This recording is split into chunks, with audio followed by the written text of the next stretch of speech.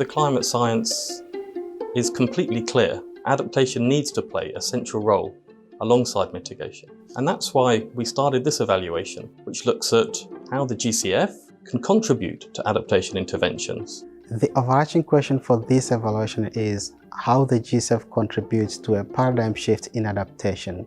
We look at the four aspects: the role, relevance, reliability, responsiveness of the GCF in adaptation finance.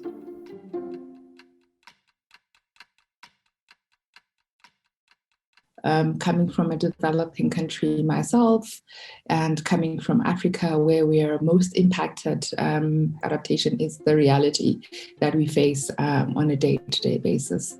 The top most important challenge that we found is accessing finance. Although that finance exists through the GCF, through the readiness program, but accessing it for many countries is very difficult.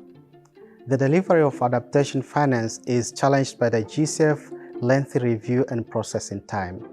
And we found that the adaptation projects take longer to process than mitigation projects, especially for direct access entities. So developing countries face a number of barriers in accessing adaptation finance from the GCF, and one of these is demonstrating the climate rationale of projects. This data can be dispersed across different agencies, it can not be centralised, and it also may not cover the time period that's required from the GCF. A further barrier that developing countries face is in activating the pool of direct access entities. So overall, 60% of accredited entities are direct access entities and 40% are international accredited entities. Yet, within the adaptation portfolio, 87% of committed finance is through international accredited entities. In fact, 50% is committed to only 6 international accredited entities. Direct access entities are one of the most innovative mechanisms of funding that the GCF has come up with. For developing countries like where I come from, it's important because it's bringing implementation of adaptation action closer to national and subnational level. And that's important because it's more likely to align with our national priorities, which obviously then fosters country ownership. And most importantly, the direct access entities is more likely to address capacity constraints in countries, and something we've been talking about quite a lot. And it's important for the GCF to reflect on this. One thing that I want the decision makers to take action on is the need to build the capacity and technical challenges within the direct access entities, and also increase the coordination efforts for adaptation in countries. So adaptation planning is necessary for countries to do because it allows countries to plan for adaptation in a very systematic way. It allows them to identify their priorities and their needs, and also identify the gaps that exist and what kind of actions are necessary to address those gaps and needs that they've identified.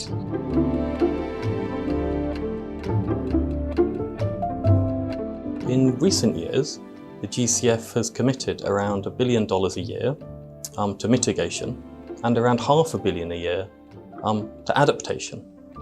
In total climate finance flows to developing countries, this equals about a 0.3% share in mitigation and around a 2% share in adaptation.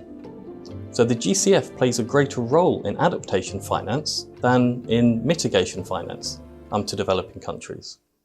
In the evaluation report, we included a figure on the landscape of adaptation finance. Here, you see the distribution of different example climate financing agencies, with the number of adaptation projects as the x-axis and the average project size as the y-axis.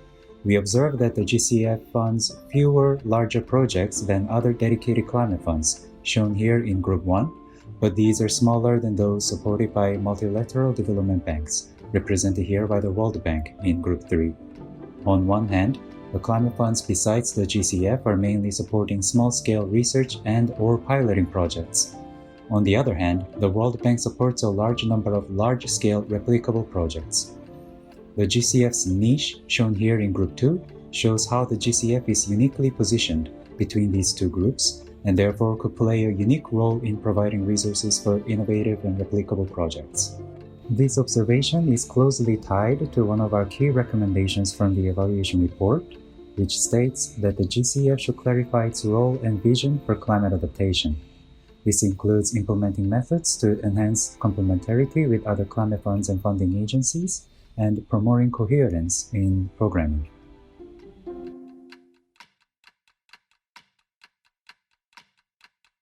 So one finding from the evaluation was that the private sector facilities' ability to deliver private sector adaptation projects has stalled. The evaluation has found that challenges in engagement with private sector fall under two categories. It's market challenges and internal challenges. Under market challenges, we understand that in adaptation, investment opportunities are limited, especially in developing countries. The internal factors that impact engagement with private sector are timelines for project approval and timelines for legal assessment. GCF also could be more proactive in looking for engagement opportunities with private sector. GCF urgently needs a private sector strategy. GCF should consider private sector approach that addresses capacity of small and medium-sized firms.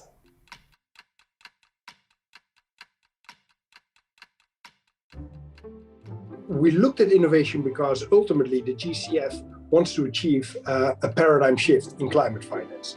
And it is quite clear that innovation has to play a part of it. It is often not about a new technology, but applying something which is somehow known somewhere else or has been proven to work somewhere else. And where the GCF talks about innovation, it often talks about innovation in a very, let's say, technological sense. We would say that innovation is not just, let's say, doing something new, but it's doing something new that ultimately creates value for the stakeholders. And that's what adaptation is about. I would encourage the GCF to take on more risk and to focus less on, let's say, a priori. These are the impacts that we want to achieve, and this is the organization that's going to deliver them for us. Adaptation innovation ought to be much more experimental. How can we not only focus on the impacts, but also on the way that the impacts have been achieved, and local organizations or delivering local organizations who can do that would be a great way to change societies.